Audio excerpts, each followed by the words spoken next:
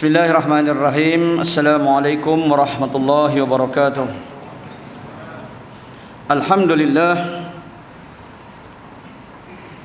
Alhamdulillahilladzi hadana lihadza wa ma kunna linahtadiya an law hadana Allah.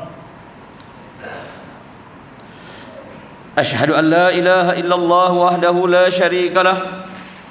Wa ashhadu anna sayyidana wa nabiyyana wa habibana wa qudwatana wa maulana Muhammad wa ala alihi wa ashabihi wa nasarihi wa atba'ihi wa man tabi'ahum bi ihsanin ila yaumiddin, amma ba'd. Subhanaka la ilma lana illa ma 'allamtana innaka antal alimul hakim. Rabbi shrah li sadri wa yassir li amri wa hlul 'uqdatam min lisani yafqahu qawli. Qala Allah ta'ala, a'udzu billahi minasy syaithanir rajim. Qul uhiya ilayya annahu istama'a nafarun minal jinni faqalu inna sami'na qur'anan 'ajaba yahdi ila ar-rusydi fa amanna bih wa lan nusyrika bi rabbina ahada. Wa qala Rasulullah sallallahu alaihi wasallam, la amartahum an uqatila an-nas hatta nashhadu annaka la ilaha illallah wa anni rasulullah wa in qaluhum asamu minni dima'uhum wa amwaluhum fahasabu ila jahannam aw fahasabu ila Allah aw kama qala Rasulullah sallallahu alaihi wasallam. Sadaqallah wa sadaqa Rasulullah sallallahu alaihi wasallam. Yang dimuliakan lagi dirahmati Allah, tuan-tuan imam, khususnya barisan kepimpinan masjid yang diketuai oleh datuk pengurusi, timbalan pengurusi, ahli-ahli jawatan kuasa serta pegawai-pegawai masjid. Mudah-mudahan Allah Subhanahu wa taala memberkati usaha yang mereka lakukan dalam pengimarahan dan pengurusan masjid, insya-Allah. Khususnya para asatizah muslimin dan muslimat, mukminin mukminat, jamaah maghrib yang dirahmati Allah sekalian. Alhamdulillah, seperti biasa, sebagai tanda kehambaan kita kepada Allah Jalla wa Ala, marilah sama-sama kita merafakkan setinggi-tinggi kesyukuran kita kehadrat Allah. Yang pertama, kehidupan kita masih dapat diteruskan pada hari ini. Yang kedua, Allah Subhanahu wa taala mengurniakan nikmat kesihatan dan kelapangan. Yang ketiga, Allah masih lagi memberi hidayah dan taufik di dalam jiwa kita untuk kita terus melaksanakan kebaikan, sama ada dalam bentuk beriman kepada Allah dengan melaksanakan segala perintahnya, dan juga melakukan amal soleh dengan memakmurkan pengurusan dunia ini mengikut kadar kemampuan kita dengan perkara-perkara yang boleh mendatangkan kebaikan kepada kita. Alhamdulillah, kita bersyukur juga pada malam ini kita dipertemukan lagi di penghujung-hujung bulan Rajab, dan alhamdulillah kita dapat bersama-sama menikmati suasana Rajab dengan peristiwa Isra' dan Mi'raj yang disambut di mana-mana masjid.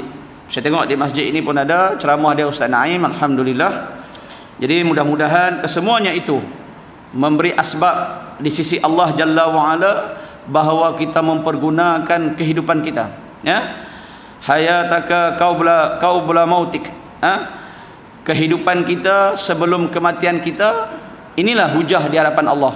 Kita pergunakan dengan sebaik mungkin, mengisi dengan tabung pahala yang boleh mengundang rahmat Allah, kasih sayang Allah, dan Allah meletakkan kita syurga bersama dengan para siddiqin, insya-Allah.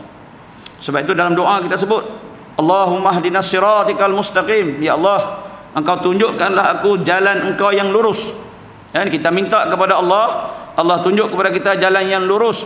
Maknanya dalam kehidupan kita, kita minta semua perbuatan kita ini di atas jalan yang lurus. So jalan yang manakah yang disebut jalan yang lurus? Siratikal minan nabiyyin, siratikal ladzina an'amta alaihim, jalan yang engkau redai, yang engkau minat, yang engkau suka, yang engkau nak kami ikut. Minan nabiyyin wasiddiqin wasyuhada'i wassalihin, daripada jalan-jalan para nabi, para syuhada, para siddiqin, dan para salihin. Insyaallah mudah-mudahan kita semua berada di atas jalan yang benar, dan inilah jalan yang kita pakai, yang kita gunakan, yang kita lalui di sepanjang kehidupan kita di atas dunia ini, insya-Allah. Selawat dan salam tak ada junjungan besar kepada Nabi kita Muhammad sallallahu alaihi wasallam. Baginda dikurniakan mukjizat yang maha agung, yaitu Al-Quran, dan Al-Quran merupakan petunjuk hidayah yang terbesar yang bersifat maknawi yang masih kekal kepada kita sehingga ke hari ini. Kata Nabi SAW, taraktum fikum amrain, aku tinggalkan kamu dua perkara, lan tadillu in yatamassakhum bihima, kamu tidak akan sesat jika kamu berpegang teguh kepada keduanya. Yakni kamu jadikan Al-Quran dan hadis itu sebagai sumber rujukan dan tempat penyelesaian masalah. Iaitu Nabi menyebut kitab Allah wa sunnati Rasulullah sallallahu alaihi wasallam. Kitab Allah Al-Quran dan sunnah Rasulullah sallallahu alaihi wasallam, iaitu bentuk hadis-hadis baginda. Dua benda ini tuan-tuan kita jadikan sebagai tempat rujukan untuk penyelesaian masalah. Sama ada masalah itu bersifat individu, bersifat kekeluargaan, kemasyarakatan dan juga kenegaraan. Kesemuanya dapat dirungkaikan, dihuraikan dan diselesaikan dengan baik melalui Al-Quran dan Al-Hadis, insya-Allah. Baik tuan-tuan yang dirahmati Allah, alhamdulillah pada malam ini kita menggunakan lagi kitab kita Terhumban ke Kawah Neraka, dan kita berada di muka surat 54 di dalam tajuk kita iaitu keperitan neraka. Kita dah sampai bab masuk ke dalam neraka. Kalau dalam peristiwa Isra' dan Mi'raj, Nabi diperlihatkan oleh Allah dalam perjalanan Isra'-nya akan suasana syurga dan suasana neraka. Kita dengar penceramah kita bagi tahu potong lidah, apalagi ada daging yang busuk yang baik, dimakannya daging yang busuk. Dah pikul dah batu tak larat, ditambahnya pikul lagi. Menggunting, digantung, macam-macam lah. Walaupun benda itu, hadis-hadis itu ada yang dipertikaikan dari sudut kesahihannya, tetapi Nabi SAW telah diperlihatkan dengan neraka dan juga syurga. Apa tujuannya ya tuan-tuan? Allah nak bagi tahu bahawa inilah akhir kepada perjuangan engkau ya Muhammad. Inilah akhirnya. Kalau kamu Muhammad ini pengikut-pengikut dia baik, syurga. Kalau pengikut-pengikut dia tak baik, buat benda yang tak baik, maka neraka lah. Jadi Nabi kita SAW melihat dengan mata dan kepalanya tentang syurga dan neraka. Kita mungkin tak lihat, kita sekadar mendengar sam'iyat. Tetapi ada satu peristiwa dalam perjalanan Mi'raj Nabi, satu benda kalau kita cerita bab syurga dan neraka mungkin kita tak masuk lagi sebab kita belum mati. Dan juga kalau tak mati pun akhirat belum sampai, kiamat belum ada. Kita kata tak apa, jauh lagi. Tapi ada satu benda yang Nabi dapat, yang mana kita buat hari-hari, iaitu solat. Itulah intipati utama perjalanan Nabi SAW, kerana solat itu merupakan tunjang imad, tiang. As-salah imaduddin, wa man aqamaha faqad aqamaddin, wa man tarakaha faqad hadamaddin. Jadi di sini tuan-tuan yang dirahmati Allah, kita akan membicarakan berkaitan dengan umat Nabi yang asi, yang derhaka, yang masuk ke dalam neraka. Sebenarnya tuan-tuan yang dirahmati Allah, kalau kita rujuk kepada hadis-hadis Nabi, sama ada hadis-hadis itu bersifat mutawatir ataupun dhaif, kita tengok sebenarnya peluang kita, chance dari segi keberangkalian kita untuk masuk neraka tipis, dan peluang kita untuk masuk ke syurga besar. Banyak hadis-hadis dia. Di antaranya Nabi menyebut kullu ummatin mu'afa, setiap umat aku dimaafkan, dosa umat aku dimaafkan, diampunkan oleh Allah Jalla wa'ala. Maknanya peluang itu cukup luas. Illal mujahir, kecuali mereka yang berbangga-bangga dengan dosa mereka. Maknanya segelintir manusia sahaja yang jenis suka berbangga-bangga dengan dosa dia. Kita dapati kadang-kadang kita sembang dengan kawan, dia punya bangga menceritakan zaman dia menjadi geng 69 dulu-dulu, kan? Geng Hatu Jempu dulu-dulu, ada minat, dia seronok, dia berbangga, kan? Padahal kita tengok dia punya kekuasaan tu dah habis dah pun. Dia sendiri pun tiup pun tumbang lah. Tapi dia punya cerita tak kalah. Ada segelintir sahaja. Tapi kebanyakan daripada kita, bila sebut bab dosa, kita terbayang penyesalan, kita terbayang isu bertaubatan, taubat. Jadi nak ceritakan Nabi dah memberi satu, agama kita memberi satu peluang untuk kita masuk syurga. So peluang kita untuk masuk ke neraka sebenarnya amat tipis. Sebab itu kalau kita manusia ini kalau masuk neraka juga, maknanya teruk sungguh lah. Kalau dia masuk neraka juga teruk tengah, sebab hadis yang saya bacakan tadi, lepas tu pula dengan tawaran yang Allah bagi. Man jaa bil hasanati falahu asyri amsalha. Barang siapa yang datang dengan kebaikan, siapa buat satu kebaikan diberi balas 10 pahala. Maknanya satu baik 10 pahala, maknanya banyak sungguh pahala. Wa man jaa bis sayyi'ah fala yujza illa mislaha. Barang siapa yang buat jahat dibalas seperti mana kejahatan dia, satu-satunya. Maknanya peluang itu ada. Tapi malangnya kita tengok hari ini banyak yang tidak mengambil kesempatan tersebut. Kesempatan itu hadir setelah nikmat khususnya kesihatan dan kelapangan ditarik oleh Allah Jalla wa'ala. Masa itulah baru dia terfikir tentang kenapa masa sihat dia tak buat, kenapa dulu dia tidak mendatangi masjid dan majlis ilmu. Biasanya itulah akan menjadi kekesalan kita, tuan-tuan yang dirahmati Allah.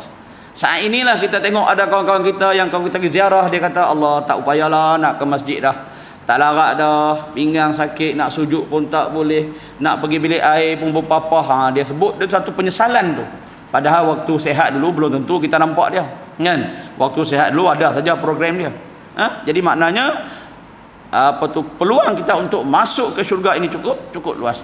So apabila Allah menceritakan khususnya dalam kitab ini tentang neraka, bukanlah nak menunjukkan kepada kita inilah tempat kamu, inilah, seolah-olah kita nak kata padan muka masuk ke neraka. Itu kita mungkin, tapi di sudut Allah Jalla wa'ala, di sudut Nabi kita Muhammad sallallahu alaihi wasallam, sebaik mungkin, seusaha mungkin, sedaya mungkin dia nak mengelakkan kita ni umatnya, khususnya umatnya ini masuk ke dalam neraka. So diceritakan ini membolehkan kita menjauhi sejauh-jauhnya, mengelakkan sejauh-jauhnya neraka ini. Sebab itu apabila Nabi melihat orang perempuan dalam neraka ketika peristiwa Isra dan Mi'raj, orientalis kata tengok orang Islam dulu orang perempuan dibunuh, kemudian masuk pula dinampakkan pula neraka banyak. Islam ni suka mendiskriminasi ataupun merendah-rendahkan martabat wanita.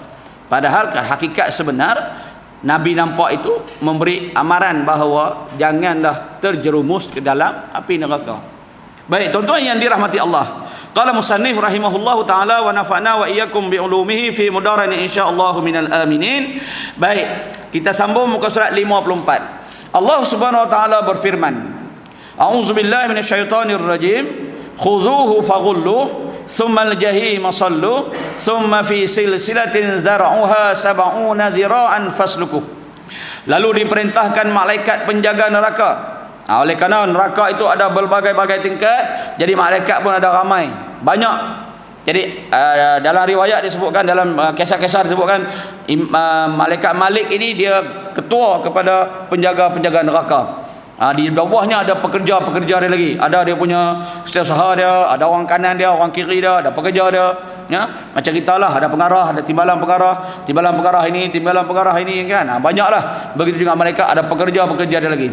Sebab tu ada orang tanya, saya dah ingat di Sabah lu ada anak murid saya tanya, kita dah belajar yang cabut nyawa malaikat Israel tu macam mana ustaz, dia mati serentak 6 orang, mati serentak kena bom 14 orang, 1000 orang, waktu WTC 1000 lebih kan, 2000 lebih mati.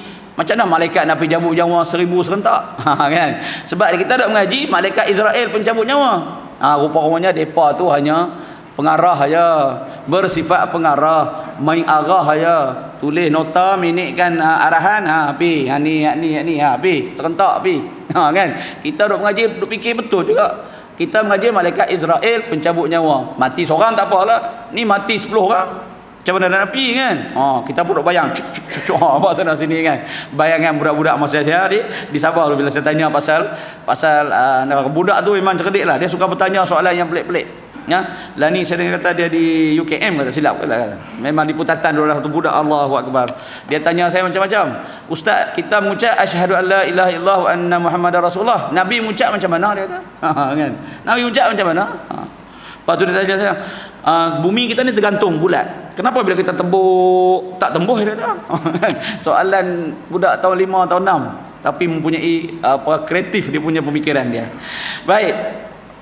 Lalu diperintahkan malaikat penjaga neraka tangkaplah orang yang berdosa itu serta belenggulah dia. Tangkaplah orang berdosa itu, belenggulah dia.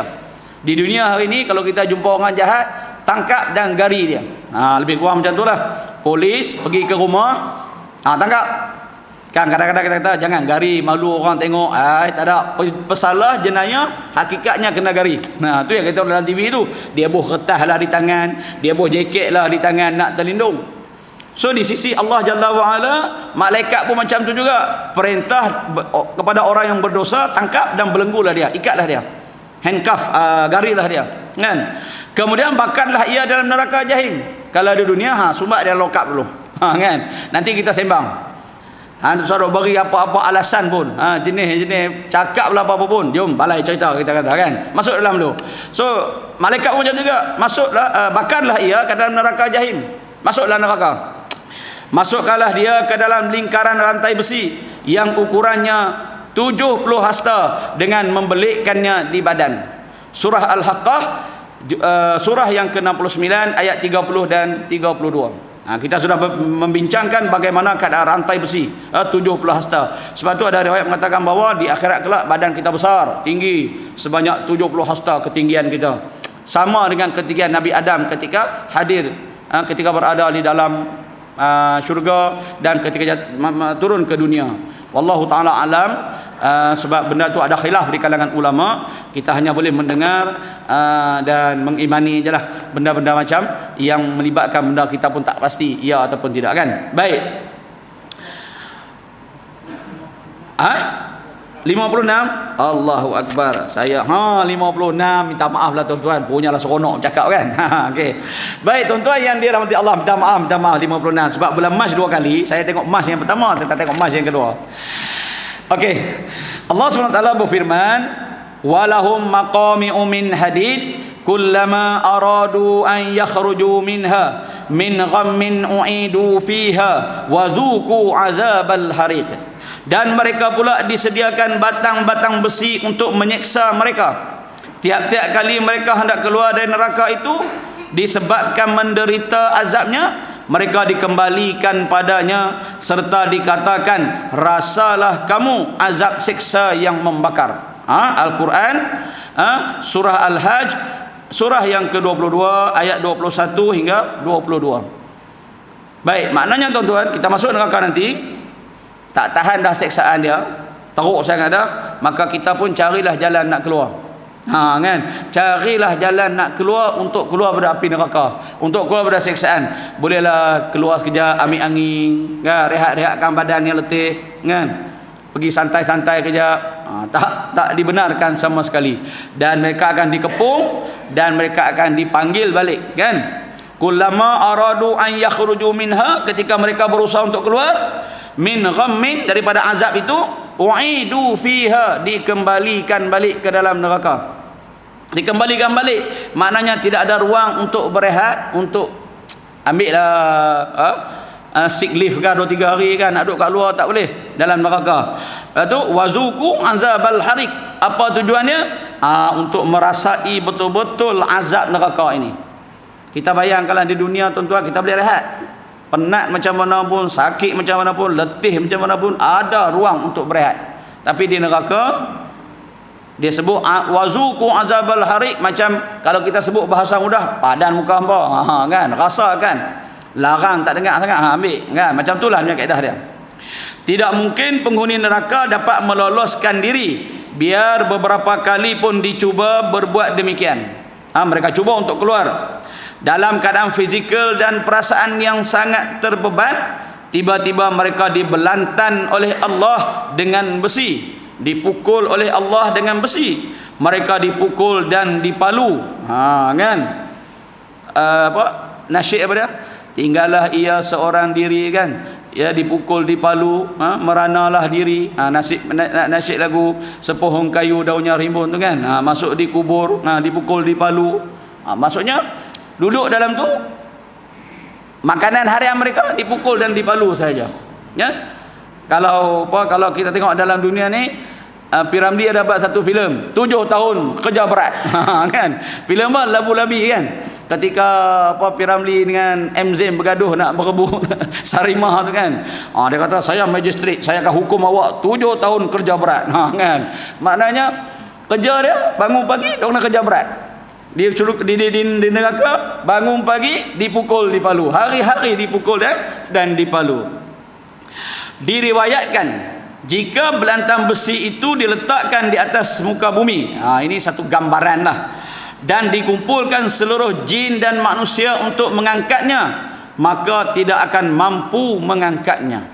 Ini pertafsiran dia. Mungkin kita boleh bayangkan terlampau besar, berat. Mungkin nak membayangkan bahawa betapa dahsyatnya pukulan tersebut. Kita tak boleh nak menggunakan akal kita untuk membayangkanlah. Dibayangkan dengan keadaan tak boleh mengangkat walaupun dikumpulkan manusia dan jin. Sedangkan jin ini banyak dalam dunia ini, mengalahkan kita. Kalau kita ada berapa bilion, dia lagi banyak.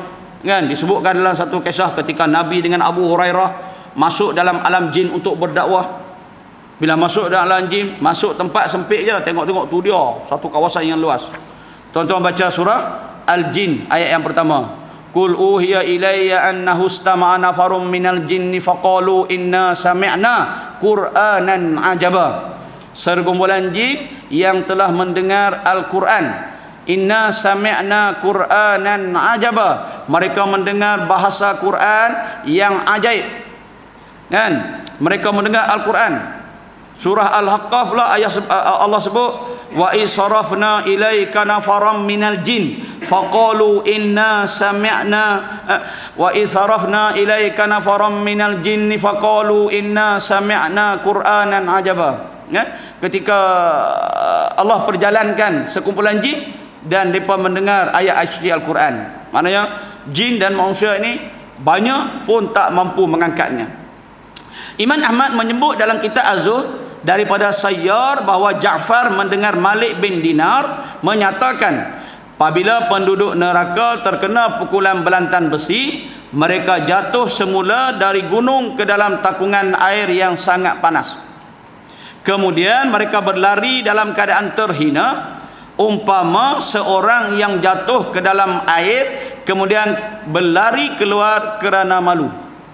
Baik tuan-tuan yang dirahmati Allah, neraka selain pada tempat seksaan fizikal, fizikal lah, dipukul, dibakar, ia juga merupakan tempat seksaan mental, tempat torture mental, rohani kita. Kita rasa terseksa, terbeban, malu, rasa hina. Dalam neraka itu ada dua perasaan. Satu fizikal terbeban kerana pukulan, kerana deraan. Yang kedua fizikal rasa, mental ataupun rohani pula rasa terhina. Apa tak terhina? Kawan-kawan kita daripada syurga nampak. Dikatakan macam cermin tu. Nampak Allah. Yang tu ke dulu selalu juga jumpa kat masjid, pasal apa boleh terlepas ke sana kan? Dia nampak. Jadi perasaan malu tu ada. Sebab itu dikatakan apabila selesai orang Islam ni diseksa, yang ada syahadah, bila keluar di dahi mereka ada tertulis lagi cap api neraka, cap neraka tu. Tengok kat dahi sakar. Daripada sakar rupanya kan. Tengok di dahi ini jahim. Kan. Tengok di dahi tu dia neraka apa? Neraka hawiyah. Ada di dahi. Dan mereka ni bila masuk ke syurga, walaupun masuk syurga dah, perasaan malu itu masih ada. Di riwayat dia sebut tu, malunya ahli neraka ini walaupun dah masuk ke syurga, lalu dia mohon dekat Tuhan. Sebab geng-geng syurga tak mau berkawan dengan mereka.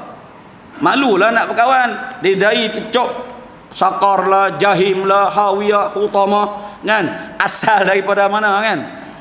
Macam kita lah, kalau mari balik banduan seorang, kita mana nak berkawan kan? Tu pun dalam tak ada cop. Cuma kita tahu dia ni, aku tak silap lama duduk dalam ni kan. Tapi tak tahu di mana. Tak berkawan dah kita. Takut dituduh bersubahat. Jadi apa-apa.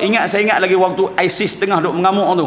Kita nak tangkap gambar pegang senapang ke, pegang pedang ke, pegang pistol, tak berani. Saya pergi ke Siam, pergi ke Thailand kan. Sebab saya saudara di belah sana ada pegang tangkap gambar, pegang senapang. Abang kata jangan duk post dalam Facebook, dia kata. Jangan duk pandai-pandai. Lagi tak pasal-pasal lah kena. Punyalah takut, punyalah kita tak mau dicap. Itu dunia.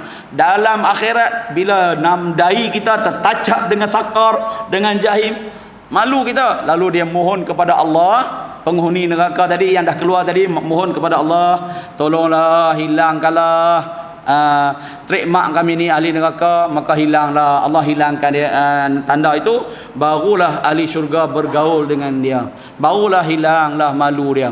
Kalau tidak, dia rasa macam tersendiri walaupun dia duduk dalam syurga. Sebab tu saya katakan, neraka selain daripada seksaan fizikal, ia juga torture kita punya mental.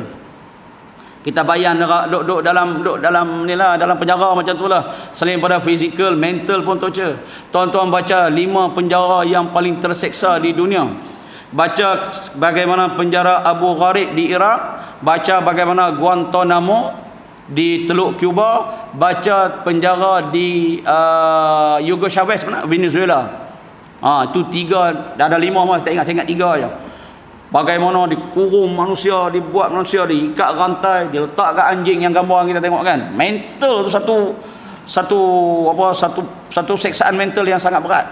So ahli neraka pun macam tu juga, mereka mendapat seksaan mental yang berat, dengan malu, dengan sengsaranya.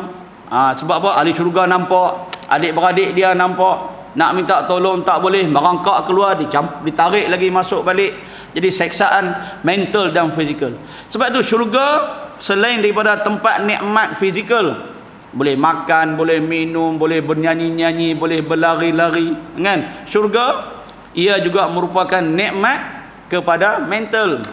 Seronok kita punya rohani, seronok kita punya keadaan di sana. Sebab tu P. Ramlee dia masuk alam bunian, lepas dia jadi lawa dalam filem Sumpah Orang Minyak tu. Lepas tu dia tak mau balik. Kan, dia seronok duduk dalam tu. Kan? Haji Mahdi, ketua bunian, kata tak boleh engkau pilih satu je tadi. Engkau kata nak pilih lawa kan? Tak boleh, kau kena balik juga. Dia kata kalau boleh dia nak tinggal di sini. Sebab apa? Dilayan punya main seronok oleh orang-orang bunian. Jadi selain daripada kenikmatan fizikal, dia juga mendapat kenikmatan rohani, menyebabkan dia tak mau tinggalkan alam bunian itu. Begitu kita juga di syurga, mendapat kenikmatan fizikal dan kenikmatan mental ataupun rohani. Neraka sengsara fizikal, sengsara rohani kita. Sebab tu di rumah kita panggil baiti jannati, rumahku syurgaku. Bukan rumahku syurga tu maknanya rumah kita besar, cantik macam istana, walaupun rumah tu sempit, tapi masuk dalam rumah, layanan anak isteri, kasih sayang di antara isteri, suami isteri, menjadikan kita seronok duduk dalam rumah. Sebab tu hari ni kita tengok kalau orang lelaki suka duduk kedai kopi lama-lama tu, cuba tanya tengok kan, pasal apa suka duduk kedai kopi. Ada setengah orang 10.30, aku 10.30 kena balik lah. Dia jawab apa? Lesen sampai 10.30 ya. Kan? Kadang-kadang dia rasa rindu kat rumah dia seronok kat rumah dia. Kan? Kita tak, kalau boleh selagi kedai tak tutup lagi tu nak duduk di kedai kan. Balik rumah kita tak mau bercakap banyak dah, nak lena je kan. Kita kan ada satu yang kita fikirkan, kenapa rumah kerja macam tu. Baik. Terus tuan-tuan yang dirahmati Allah, demikianlah mereka terpelanting masuk ke dalam air yang sedang menggelegak, kemudian bertempiaran lari, seolah-olah mereka melarikan diri dalam keadaan telanjang, suatu keadaan yang memang tidak sanggup kita bayangkan. Namun begitulah yang bakal dilalui oleh para penduduk neraka Allah. Kita nak tak nak tuan-tuan, itulah perjalanan hidup kita.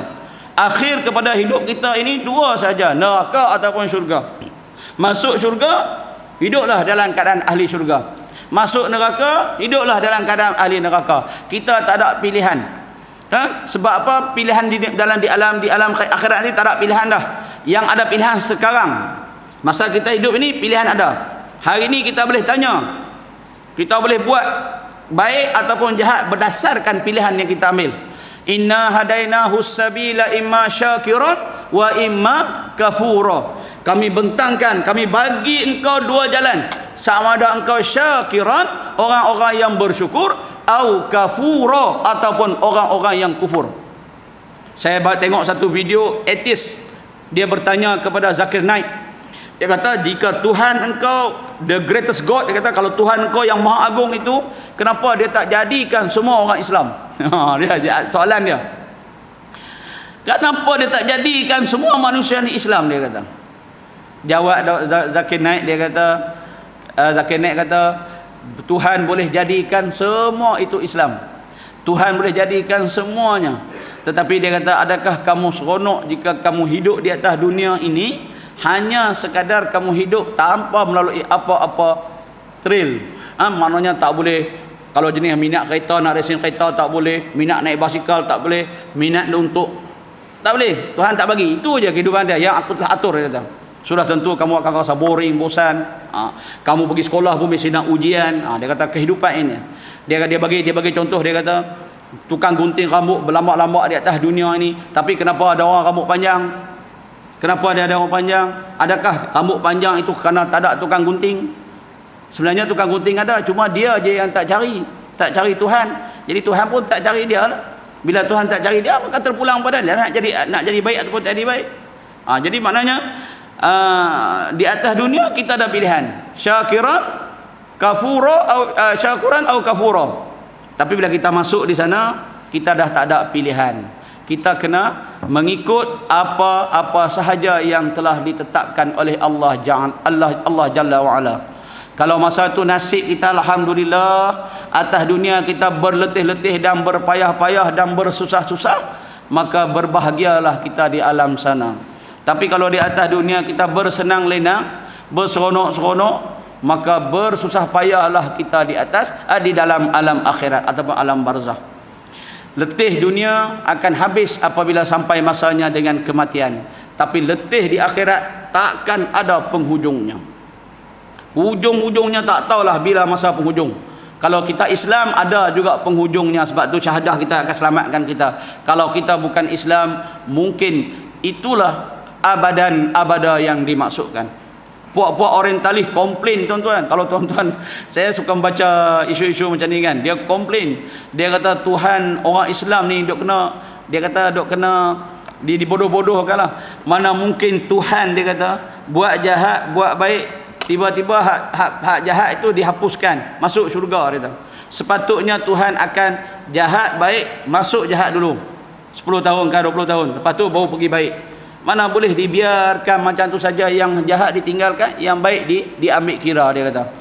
Kamu boleh percaya dengan janji-janji yang tak masuk di akal, dia kata. Buat jahat, buat baik, menang hak baik, masuk syurga. Hak jahat tadi tak ada apa-apa, kosong.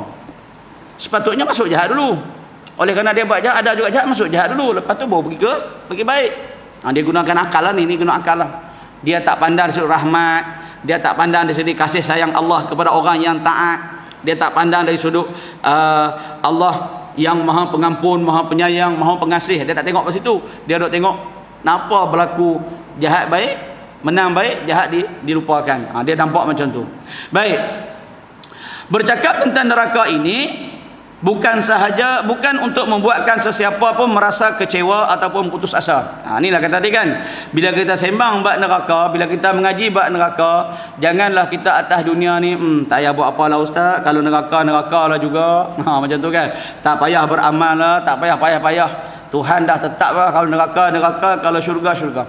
Kata kitab kita ni bukan untuk kita merasa kecewa atau putus asa, sebaliknya supaya bangkit kegerunan dan rasa takut di dalam jiwa.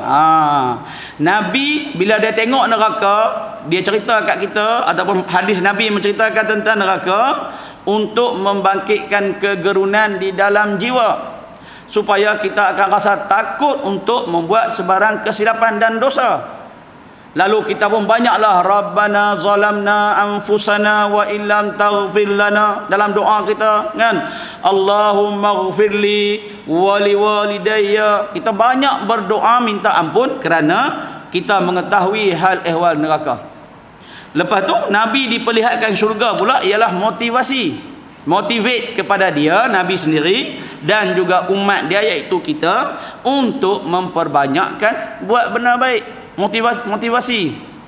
Diperlihatkan nikmat syurga, diperlihatkan kelebihan orang syurga kan. Hari ni bila kita sebut syurga, bidadari, siapa tak seronok? Sebut bidadari dalam mata jegi kan, seronok. Atas dunia tak dan kan, tak dan atas pelbagai-bagai sebab lah kan. Tiba-tiba masuk syurga, dia kata ada bidadari, 70 orang riwayat bidadari, ada riwayat 70,000 orang bidadari yang melayani kita. kan. Apa tu kita duduk di atas pelamin, ala sururin mutaqabilin, duduk atas pelamin dalam keadaan bersanding. Kan, mau tak terasa wah syoknya kan. Bila sebut neraka pula tentang seksaan, tentang ketakutan kita. Saya ada kawan saya, orang bukan Islam, orang agama Hindu. Dia tanya saya, kenapa orang Islam lelaki suka pakai cincin, dia kata kan. Dia kata tanya saya pakai cincin kan. Dia tanya saya, kenapa pakai cincin? Saya kata yang pertama sunnah lah, sunnah Nabi.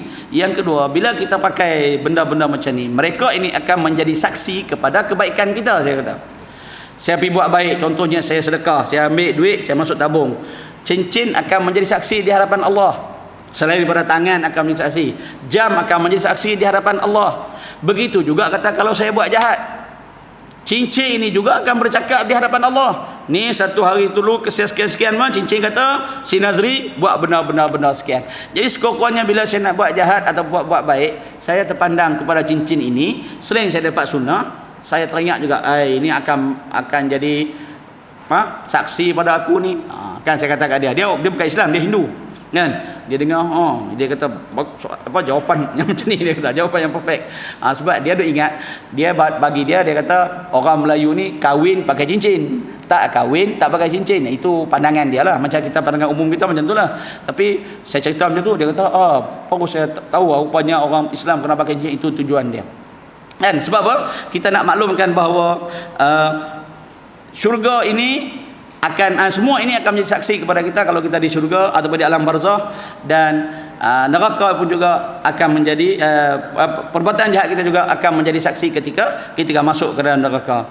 Baik, seterusnya menjadi pendorong dan motivasi untuk berbuat amal sehingga dapat menghindarkan kita daripada neraka.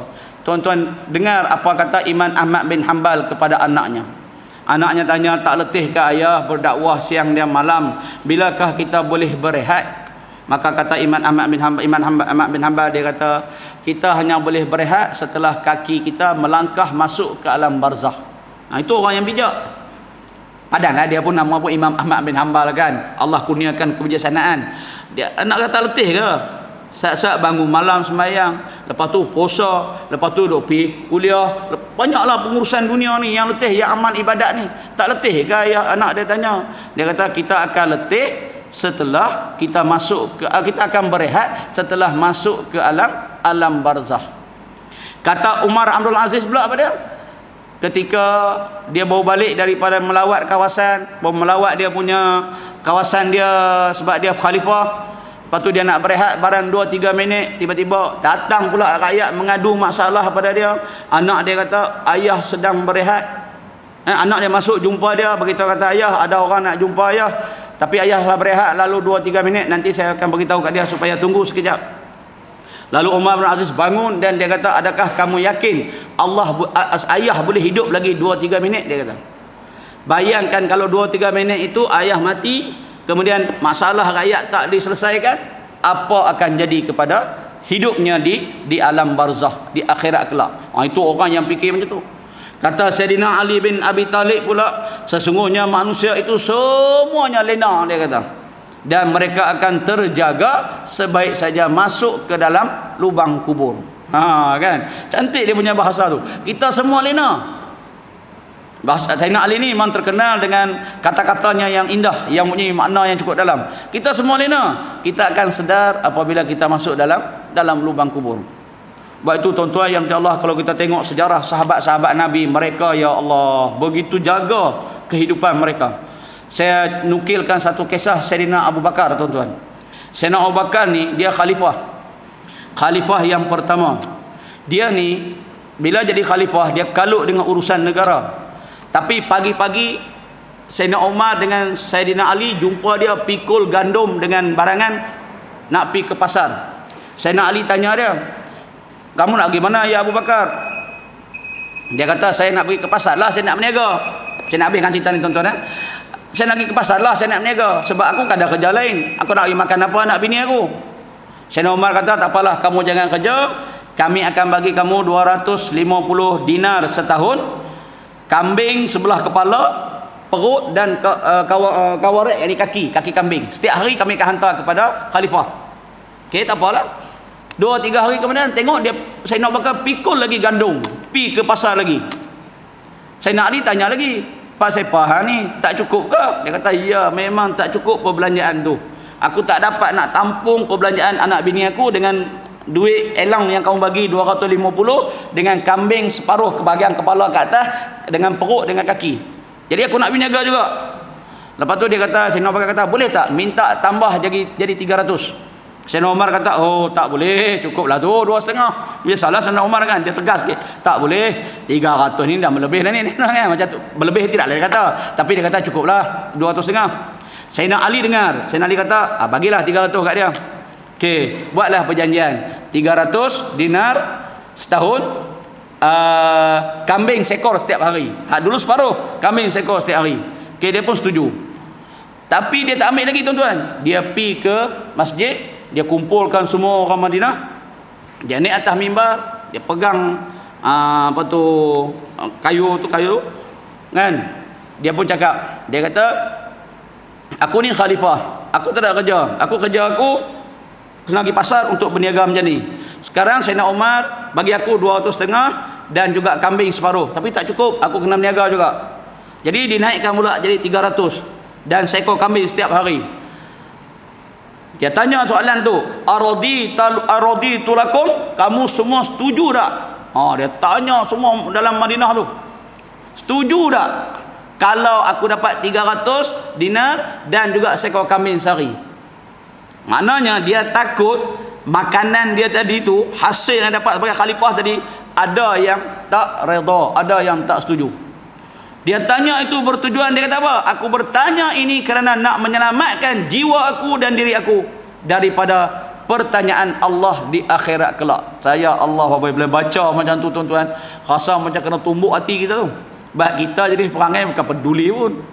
Sayyidina Abu Bakar dia boleh pergi panggil ramai orang, tanya, redha tak aku dapat jumlah sekian-sekian? Maka majlis yang ramai-ramai jawab, kami redha. Barulah dia ambil duit tu, barulah dia terima seekor kambing sehari. Kenapa nu? Dia takut alam akhirat. Kita apa? Alah, taubatlah nanti. Kan? Tak apa, pergi Mekah duduk depan Kaabah menangis sikit, Tuhan ampun lah tu. Itu kita kan. Sayyidina Abu Bakar dia takut sampai macam tu, bukan takut di dunia tuan-tuan. Dia takut di negeri akhirat. Baik, Allah menerangkan keadaan dalam neraka dengan makanan yang terhidang hanyalah berasaskan makanan-makanan yang berduri dan buah-buahan yang berduri. InsyaAllah kita tengok pada perjumpaan kita dalam bulan April saya rasa sempat kan jumpa 2 kali sebab kita nak puasa tu kan. Sempat kot insya-Allah. Tak apalah kalau tak sempat kita tangguh dulu. Kalau sempat kita jumpa bulan April. Baik tuan-tuan yang dirahmati Allah, kita berhenti setakat ini dulu. Mudah-mudahan pembelajaran kita tentang neraka ini bukanlah untuk kita putus asa dan takut ataupun merasakan bahawa hidup ini tak berguna lagi, tapi ini adalah ancaman untuk kita bersiap sedia supaya jangan masuk ke sana, lalu kita berusaha dengan sebaik mungkin persediaan amal ibadat kita di atas dunia ini, sama ada yang bersifat khususiyah, solat, puasa, zakat untuk kita, dan yang bersifat kifayah, yang berbentuk amal soleh untuk masyarakat. Tuan-tuan yang dirahmati Allah, sebenarnya tak ada hujah kita di hadapan Allah untuk kita kata tak ada peluang kita nak buat baik. Nabi kata paling kecil kebaikan kamu ialah ada 2 yang Nabi hadis sebut. Yang pertama, perbanyakkan kuah kalau buat makanan untuk hantar kat jiran. Yang kedua, memaniskan wajah, tersenyum. Fatamasaka wajhaka li akhuka, memaniskan wajah ketika bertemu dengan kawan kamu. Tu pun dapat pahala. Maknanya kalau kita tak mampu nak buat lain tuan-tuan, pahala akan datang jika kita sekadar memaniskan wajah, maknanya bersenyumlah kalau jumpa kawan kita. Jadi itu adalah cara yang paling mudah untuk dapat pahala selain pada yang lain-lain. Itulah kita kata kita tak dapat nak berhujah di hadapan Allah kalau kita masuk dalam neraka juga. Memang teruk sungguhlah kita ni kan. Maknanya ruang kita untuk ke syurga sangat luas. Minta maaf atas kelebihan masa yang lebih. Terima kasih di atas perhatian. Minta maaf barang kekhilapan. InsyaAllah panjang umur, rezeki kita jumpa lagi. A'udzubillahi minasyaitonirrajim. Bismillahirrahmanirrahim. Alhamdulillahirabbil alamin wassalatu wassalamu ala asyrafil anbiya'i wal mursalin wa ala alihi wa sahbihi ajma'in. Allahumma ighfir lana dhunubana wa liwalidina warhamhum kama rabbawna shighara wa li jami'il muslimina wal muslimat wal mu'minina wal mu'minat bi rahmatika ya arhamar rahimin. Allahumma faqihna fid din wa 'allimna ta'wil warzuqna fahman nabiyyin zidna 'ilma warzuqna fahma bi rahmatika ya arhamar rahimin. Allahumma ij'al jam'ana hadza jam'an marhuma wa tafarruqana min ba'dihi tafarruqan ma'suma tahassanna bizil 'izzati wal jabaru wa antasamna bi rabbil malakut wa tawakkalna 'alal hayyil ladzi la yamut. Allahumma ashrif 'anna al-hizal bala wa qina syarrar rada wa najjina minat ta'nin wat ta'un wal waba bi lutfika ya latif ya khabir innaka 'ala kulli syai'in qadir. Rabbana atina fid dunya hasanah fil akhirati hasanah wa qina 'adzaban nar. Wa sallallahu ala sayyidina Muhammad wa ala alihi wa sahbihi wa baraka wa sallam. Walhamdulillahi rabbil alamin. Aqulu qawli hadza wa astaghfirullah al-azim li wa lakum. Assalamualaikum warahmatullahi wabarakatuh. Wallahu ta'ala a'lam.